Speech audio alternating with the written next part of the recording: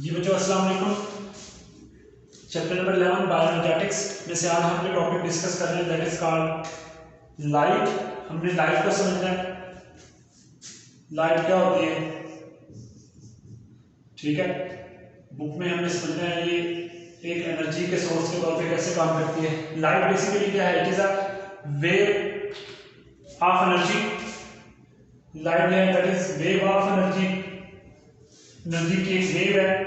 इसके अंदर जो पार्टिकल्स होते हैं पार्टिकल्स को कहते हैं फोटोन। तो लाइट को दूसरे लफ्जों में electromagnetic energy is a form of electromagnetic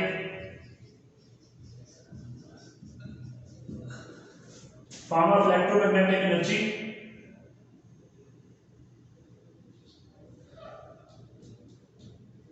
तो इलेक्ट्रोमैग्नेटिक एनर्जी है या ये जो है वो रेडिएशन है, it is a form of radiation. कौन? लाइट। लाइट में हम बात करेंगे विजिबल लाइट की। तो लाइट जो हमें नजर नहीं आती उसे कहते हैं इंफ्रारेड, अल्ट्रावायलेट। जो विजिबल, जो किसी चीजों को दिखा दे वो हमारे लिए विजिबल है। जैसे मोबाइल से सिग्नल है ब्लूटूथ, इंफ्रारेड सिग्नल होते हैं जो विजिबल ही नहीं है। को मोबाइल में सिम के जो सिग्नल आ रहे हैं ब्लूटूथ सिग्नल है, क्या वो आपको नजर आया? कभी नजर नहीं आया, ठीक है। तो वो विजिबल नहीं है। तो वो रात को भी होती है दिन को भी होती है, किसी को फर्क नहीं पड़ता। विजिबल लाइट जो किस चीज को दिखा दे, ठीक है। जैसे हमारी बॉडी में से हीट निकल रही है, ठीक है, हीट की वेव्स निकल रही है, उसको हम नहीं देख सकते, लेकिन उसके लिए स्पेशल डिटेक्टर होते हैं। हीट डिटेक्टर कैमराज होते हैं, तो वो ग्लासेस होती हैं, ठीक है, तो वो हम इस्तेमाल करते हैं। विजिबल लाइट है वो, उसकी रेंज होती है 380 नैनोमीटर से जो है वो 750 नैनोमीटर तक होती है। उसकी अंदर मुख्तलिफ कलर होते हैं, violet, indigo, blue, green, yellow, orange और रेड। इनको मुख्तलिफ नाम देते हैं। इसको मैं शॉर्टली बता दूं, विब गे और याद रखना है। Violet, indigo, blue, green, yellow, orange और रेड, ये मुख्तलिफ कलर होते हैं। ये लाइट के अंदर मुख्तलिफ कलर होते हैं, ठीक है। तो जितनी भी जमीन पर रोशनी पहुंचती है, ठीक है, लाइट के अंदर जो पार्टिकल्स होते हैं उन पार्टिकल्स को फोटॉन कहा जाता है। तो लाइट में जो पार्टिकल्स हैं उनको फोटॉन्स कहते हैं। तो फोटॉन्स क्या हैं जी? फोटो से नाम फोटॉन बना है। तो photon are the particles in the light. Light के पार्टिकल्स को फोटॉन कहते हैं। जितनी भी रोशनी जमीन पर पहुंचती है और पत्तों पर गिरती है, उन पत्तों पर जितनी भी लाइट गिरती है उसका 1%, सिर्फ 1% पत्ते अब्जॉर्ब करते हैं। याद रखें, 1% लाइट अब्जॉर्ब करके वो इतनी फोटोसिंथेसिस कर देते हैं कि दुनिया में ऑक्सीजन ही ऑक्सीजन है। ऑक्सीजन थी नहीं, ऑक्सीजन पैदा होगी। और सोचें अगर 2% हो जाए तो कितनी ऑक्सीजन हो जाए एनवायरनमेंट के अंदर, ठीक है जी, और कार्बन डाइऑक्साइड हो जाए। तो जितनी भी लाइट पत्तों पर गिरती है उसका तकरीबन 1% जो है अब्जॉर्ब होती है। तो इसको अब्जॉर्ब कौन करता है? Absorb by pigments. Pigments absorb करते हैं। वो पिगमेंट्स क्लोरोफिल कैरोटीनॉइड्स है। जो पिगमेंट्स इस लाइट को रिजल्ट करते हैं वो पिगमेंट्स में हमारे पास, ध्यान से सुने, क्लोरोफिल डिफरेंट पिगमेंट्स हैं, वो लीफ में पाए जाते हैं। तो जितनी भी लीफ पर गिरती है 1% लाइट अब्जॉर्ब जज़ब होती है। कहां से? Fallen, that fallen leaf. जितनी भी लाइट लीफ पर गिरती है उसका जस्ट 1% क्या होती है? अब्जॉर्ब। तो ये 1% अब्जॉर्ब होकर इस्तेमाल होती है किसमें? फोटोसिंथेसिस में, ठीक है जी। तो अब हमने पढ़ा हुआ है अब्जॉर्प्शन स्पेक्ट्रम, तो वो आपको मेरा पिछला लेक्चर लेना पड़ेगा, अब्जॉर्प्शन स्पेक्ट्रम, ठीक है। ये अब्जॉर्प्शन स्पेक्ट्रम क्या होता है, ठीक है। ऐसा ग्राफ जो शो करे दो अब्जॉर्प्शन ऑफ लाइट को शो करे बाय ईच पिगमेंट, कि each pigment absorb different wavelength of light, that graph is called as absorption spectrum. और अगर एक्शन स्पेक्ट्रम की बात करें, what is action spectrum?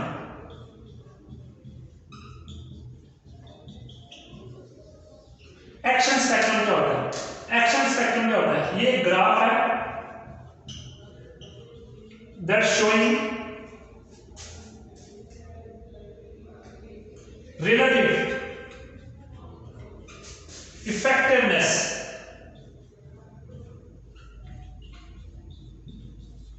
of light in photosynthesis. Photosynthesis में कौन सी लाइट कितनी ज्यादा इफेक्टिव है? जिस पिगमेंट ने जो लाइट अब्सॉर्ब की है वो लाइट जो है वो जिस पिगमेंट ने जो वेवलेंथ ऑफ लाइट जज़ब की है वो वेवलेंथ ऑफ लाइट फोटोसिंथेसिस में कितना इफेक्ट कर रही है, जो ग्राफ ये शो करे उस ग्राफ को हम एक्शन स्पेक्ट्रम कहते हैं। क्या कहते हैं? Action spectrum. और अब्जॉर्प्शन स्पेक्ट्रम जो ये शो करे कि कितनी लाइट जज़ब हुई है, that graph is called as absorption spectrum. तो अब जो है अब्जॉर्प्शन स्पेक्ट्रम और एक्शन स्पेक्ट्रम बुक में मेंशन किया। सबसे पहला एक्शन स्पेक्ट्रम किसने ऑब्टेन किया था? जर्मनी का बायोलॉजिस्ट था टी.डब्ल्यू. एंजलमैन, उसने फर्स्ट एक्शन स्पेक्ट्रम ऑब्टेन किया था। टी.डब्ल्यू. एंजलमैन उसने 1883 में जर्मनी का बायोलॉजिस्ट था, तो उसने पहला it was remarkable research in the history of photosynthesis. तो जर्मन बायोलॉजिस्ट था। आज तो ज़ूलॉजिस्ट हैं, बॉटनिस्ट हैं, पैथोलॉजिस्ट हैं, मुख्तलिफ डिग्री आ गई हैं। तो टी.डब्ल्यू. एंजलमैन जर्मन बायोलॉजिस्ट था। उस जर्मन बायोलॉजिस्ट ने जो है वो फर्स्ट एक्शन स्पेक्ट्रम ऑब्टेन किया। तो उसने पहला एक्शन स्पेक्ट्रम ऑब्टेन किया। पता उसने किसके ऊपर वर्क किया? उसने वर्क किया किसके ऊपर? Work on spirogyra. ये स्पायरोजाइरा क्या है भाई? स्पायरोजाइरा ग्रीन एल्गी है। फर्स्ट ईयर का चैप्टर 7 है एफएससी में स्पायरोजाइरा, तो उसके अंदर ये मेंशन किया स्पायरोजाइरा एक ग्रीन एल्गी है। ठीक है जी। तो टी.डब्ल्यू. एंजलमैन ने तो वर्क किया स्पायरोजाइरा के ऊपर। स्पायरोजाइरा एक ग्रीन एल्गी है। ग्रीन एल्गी ये फिलामेंटस की ग्रीन एल्गी होती है। इसके ऊपर वर्क करके उसने पहला एक्शन स्पेक्ट्रम बनाया। तो एक्चुअल में उसने जो है वो एक्शन स्पेक्ट्रम देखना था कि कितनी फोटोसिंथेसिस कितनी हो रही है। इसके दो तरीके हैं। फोटोसिंथेसिस की इक्वेशन आपको याद है, तो दो तरीके हैं फोटोसिंथेसिस कितनी हो रही है। जितनी कार्बन यूज हो रही है ये चेक कर लें, इससे पता चल जाएगा अमाउंट ऑफ फोटोसिंथेसिस का। या जितनी ऑक्सीजन रिलीज हो रही है वो डिटरमिन कर लें, वो मालूम कर लें, जिससे पता चल जाएगा अमाउंट ऑफ फोटोसिंथेसिस कितनी हो रही है। अब जितनी कार्बन यूज हो रही है दैट इज डिफिकल्ट, तो जितनी ऑक्सीजन रिलीज हो रही है इसको चेक किया जा सकता है। ये आसान तरीका है कि कितनी जो है वो कार्बन डाइऑक्साइड यूज होने के बजाय कितनी ऑक्सीजन रिलीज हो रही है, इसको हम चेक करके फोटोसिंथेसिस को डिटरमिन कर सकते हैं। तो टी.डब्ल्यू. एंजलमैन ने स्पायरोजाइरा के फिलामेंट्स लिया,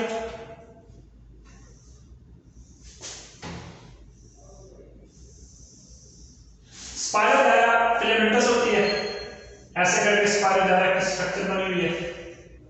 ठीक है। तो इसमें उसने स्पायरोजाइरा इसको प्रिज्म से लाइट दे दी। ठीक है, लाइट सोर्स है तो उसने इसको प्रिज्म से लाइट दे दी। ठीक है, यानी यहां एक प्रिज्म था,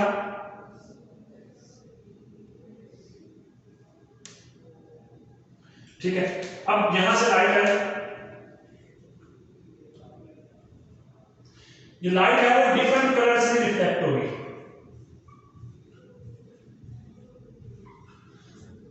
विद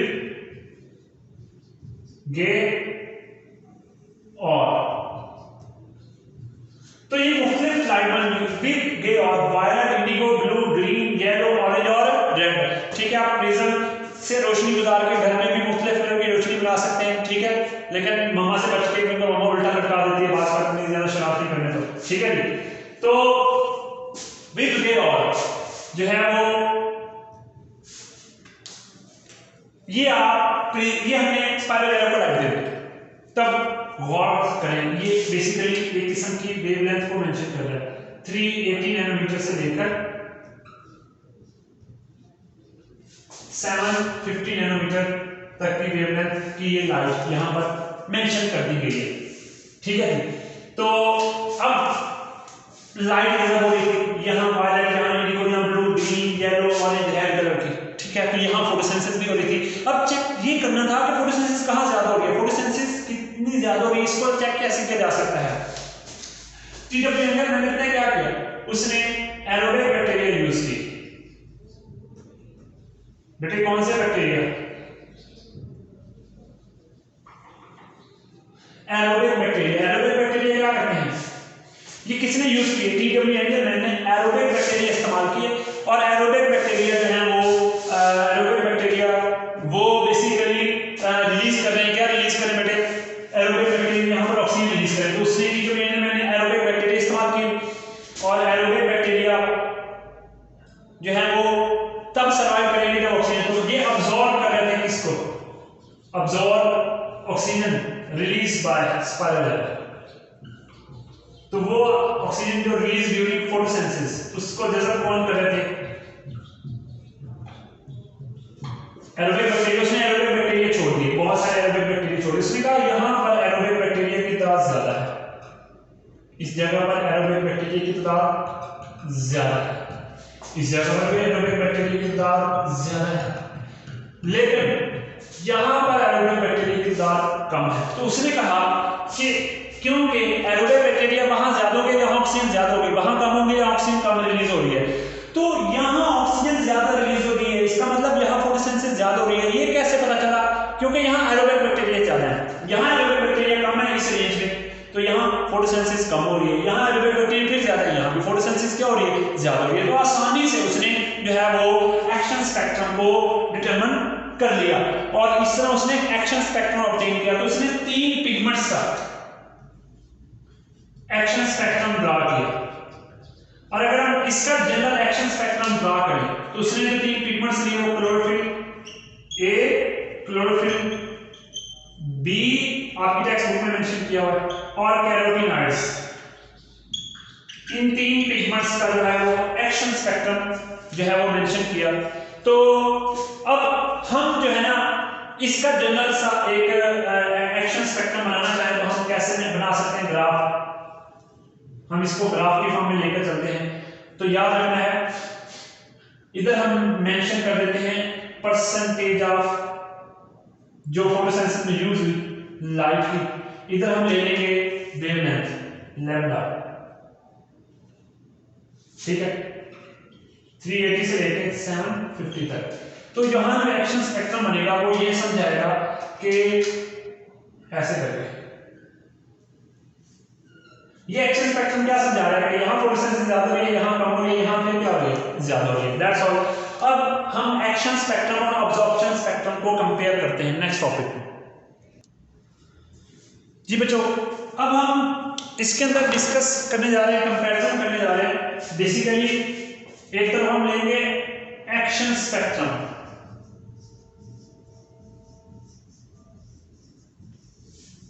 हम इसको कंपेयर करेंगे किससे, अब्जॉर्प्शन स्पेक्ट्रम से।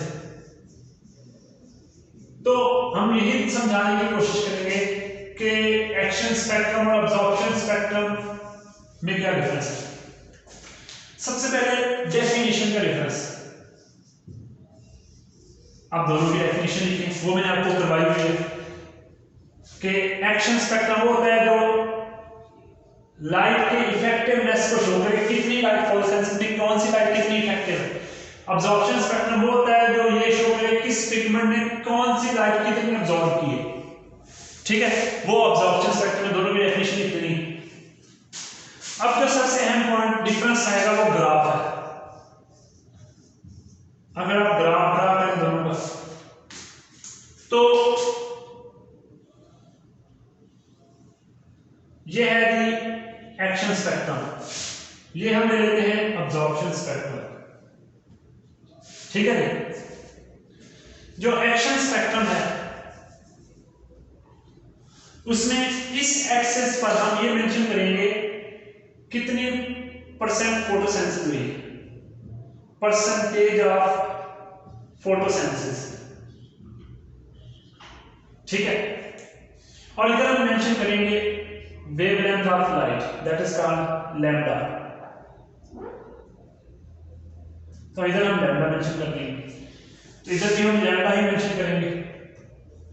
इधर हम मेंशन करेंगे परसेंटेज ऑफ अब्जॉर्प्शन, कितनी लाइट अब्जॉर्ब हुई इस एक्सिस पे, ठीक है। इधर जो ग्राफ बनेगा वो सिंपल इज दैट, ऐसे आपके बुक में जो है वो एक्शन स्पेक्ट्रम समझाया हुआ है, एक्शन स्पेक्ट्रम दिया हुआ है, आप उस एक्शन स्पेक्ट्रम को गौर से देखिएगा तो एक्शन स्पेक्ट्रम आपके सामने नजर आएगा।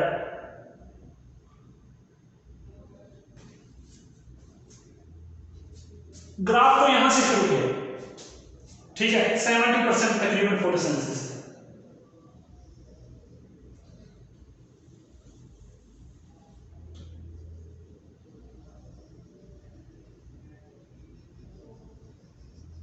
ऐसे। तो नीचे वेवलेंथ मेंशन की हुई है 380 नैनोमीटर है और यहां तक 750 नैनोमीटर तक, ठीक है। इधर भी ऐसे मेंशन की हुई है वेवलेंथ, आप गौर से देख लें, 400 है, ये 500 है, ये 600 है, ये 700 है, ठीक है। तो 500, 600, 700, ठीक है। तो ये वेवलेंथ बीच में मेंशन की हुई। इधर भी हम ऐसे मेंशन करेंगे वेवलेंथ 380 से 750 नैनोमीटर तक, ठीक है। 380 है, 400 है, ये 500 है, ये 600 है, ये 700 है, ये 750 है, 7 है, 6 है, 500 है, ठीक है। यहाँ 400 हो गई, तो ये हमने वेवलेंथ मेंशन कर दी लाइट। अब जो पिगमेंट्स में है वो जो अब्जॉर्प्शन स्पेक्ट्रम शो किया ना, वो तीन पिगमेंट्स का, क्लोरोफिल ए का है, क्लोरोफिल बी का है और कैरोटीनॉइड्स का मेंशन किया हुआ है, ठीक है। तो जो क्लोरोफिल ए का अब्जॉर्प्शन स्पेक्ट्रम है वो गौर से देखिए, टेक्स्ट बुक में मेंशन किया हुआ है।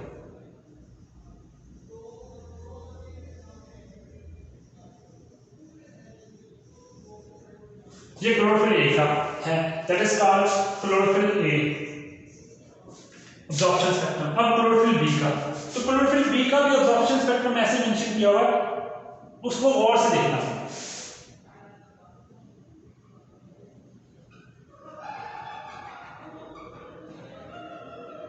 दिस इज क्लोरोफिल बी, ठीक है। ये क्लोरोफिल ए का था। अब कैरोटीनॉइड्स का भी अब्जॉर्प्शन स्पेक्ट्रम मेंशन किया हुआ है। कैरोटीनॉइड्स का भी तकरीबन वहीं से स्टार्ट हो रहा है, ठीक है। तो उसमें ऐसे करके मेंशन किया, ये किसका है, कैरोटीनॉइड्स। तो तीन पिगमेंट्स का जो है वो अब्जॉर्प्शन स्पेक्ट्रम मेंशन करते हैं। अब इन तीनों पिगमेंट्स के अब्जॉर्प्शन स्पेक्ट्रम को देखकर आपको क्या नजर आ रहा है कि इस लाइट की, इस वेवलेंथ की लाइट जैसे ज्यादा हो रही है, इसमें फोटोसेंसिस भी ज्यादा हो रही है, ये कम जैसे हो रही है, इसमें फोटोसेंसिस भी कम हो रही है, ये ज्यादातर हो रही है, इसमें फिर फोटोसेंसिस भी ज्यादा हो रही है। लेकिन कुछ फर्क है, पीक्स में फर्क है, वैली में फर्क है। ये पीक्स और वैली क्या है, पीक्स चोटी को कहते हैं।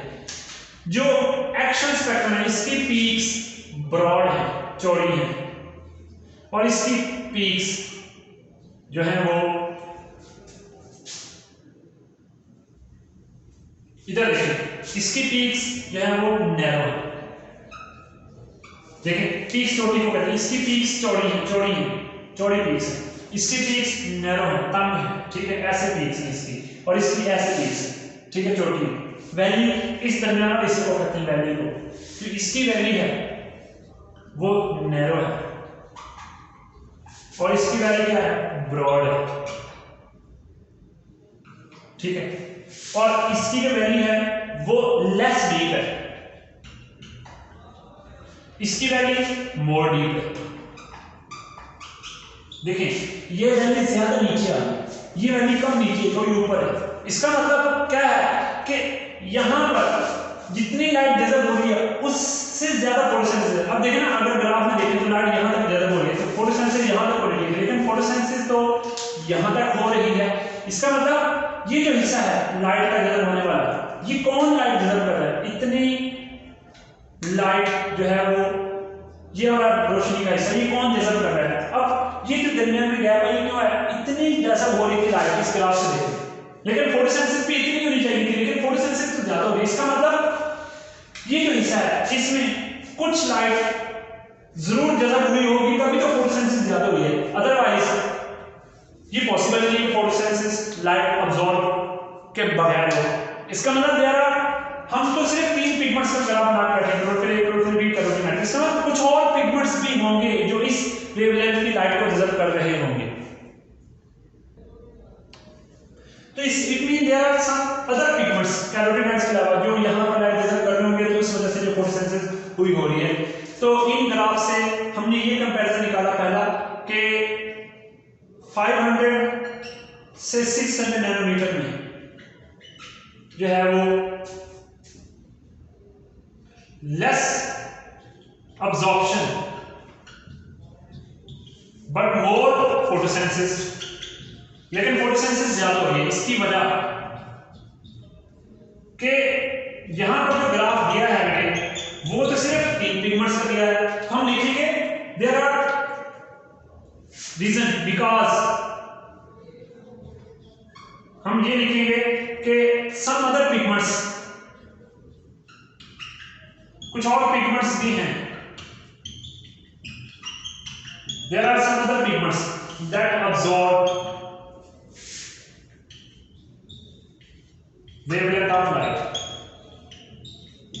जो इस वेवलेंथ ऑफ लाइट को जज़ब करते हैं। कुछ और पिगमेंट्स भी होंगे जो इस वेवलेंथ ऑफ लाइट को क्या कर रहे हैं बेटे, जज़ब कर रहे हैं। हमने यही समझा कि there are some other pigments that absorb this wavelength of light, ठीक है जी। तो सिर्फ यही पिगमेंट्स नहीं है, कुछ और पिगमेंट्स भी हैं जो इस वेवलेंथ ऑफ लाइट को जज़ब कर रहे हैं। अब साइंटिस्ट ने ये देखने के लिए अगर हम ग्राफ में देखें तो इस हिस्से में फोटोसेंसिस ज्यादा हो रही है, ठीक है, और इस हिस्से में यहां पर है ब्लू वेवलेंथ, यहां पर है रेड वेवलेंथ। तो साइंटिस्ट ने ये देखना था कि फोटोसेंसिस रेड वाले में ज्यादा होती है, ब्लू वाले में ज्यादा, कौन। देखिए देखने में तो ये पता चल रहा है ब्लू में फोटोसेंसिस ज्यादा है, रेड में कम है, ठीक है, लेकिन साइंटिस्ट ये चेक करना चाहते थे which light is more effective. तो which light is more effective, कौन सी लाइट ज्यादा इफेक्टिव है, साइंटिस्ट ये चेक करना चाहते थे। साइंटिस्ट का ये क्वेश्चन कि which light is more effective, कौन सी लाइट ज्यादा इफेक्टिव है। तो साइंटिस्ट ने क्या किया, इक्वल इंटेंसिटीज दी, इक्वल इंटेंसिटीज किस चीज की, रेड की और ब्लू की। तो रेड और ब्लू की इक्वल इंटेंसिटी दी, तो साइंटिस्ट को ये पता चला कि देयर इज मोर फोटोसेंसिस। जब दोनों की इक्वल लाइट दी गई तो फिर सही पता चला कि रेड में फोटोसेंसिस ज्यादा है, ब्लू में फोटोसेंसिस क्या है, कम है, लेस फोटोसेंसिस। लेस फोटोसेंसिस की क्या कहानी बनी यहां पर कि यहां पर फोटोसेंसिस कम है, किसमें, ब्लू में। जब इक्वल लाइट्स दी गई तो देखा गया रेड में फोटोसेंसिस ज्यादा है, ब्लू में फोटोसेंसिस कम है। इससे क्या साबित हुआ, रेड इज जो है वो मोर इफेक्टिव। तो कौन सी लाइट ज्यादा इफेक्टिव हुई, देखिए जो रेड वाली है दैट इज मोर इफेक्टिव। लेकिन सवाल ये पैदा होता है फिर वही कि यहां रेड ब्लू के रीजन में फोटोसेंसिस ज्यादा क्यों है, क्यों, क्योंकि यहां पर ब्लू को ऑब्जॉर्ब करने वाले पिगमेंट्स ज्यादा है, more blue light is absorb by pigments, ठीक है। तो ब्लू लाइट को ऑब्जॉर्ब करने के लिए पिगमेंट्स बहुत ज्यादा है, बहुत ज्यादा पिगमेंट्स से ब्लू लाइट जज़ब कर रहे हैं, रेड को कुछ पिगमेंट जज़ब कर रहे हैं, इसलिए जितने जज़ब कर रहे हैं फिर भी फोटोसेंसिस काफी ज्यादा हो रही है। लेकिन अगर दोनों की इक्वल इंटेंसिटी देंगे, इक्वल अमाउंट देंगे लाइट की, ठीक है, तो रेड में फोटोसेंसिस ज्यादा होगी, ब्लू में क्या होगी, कम होगी। इसका मतलब इफेक्टिव लाइट ज्यादा कौन सी है, ब्लू वाली। समझ नहीं बात की, और भाई रेड वाली क्यों, क्योंकि इक्वल इंटेंसिटी से यही पता चला जब दोनों की बराबर मिकदार दी लाइट की, रेड भी उतनी थी ब्लू भी उतनी थी, तो रेड में फोटोसेंसिस ज्यादा हुई। इसका मतलब इफेक्टिव लाइट ज्यादा कौन सी है, रेड है।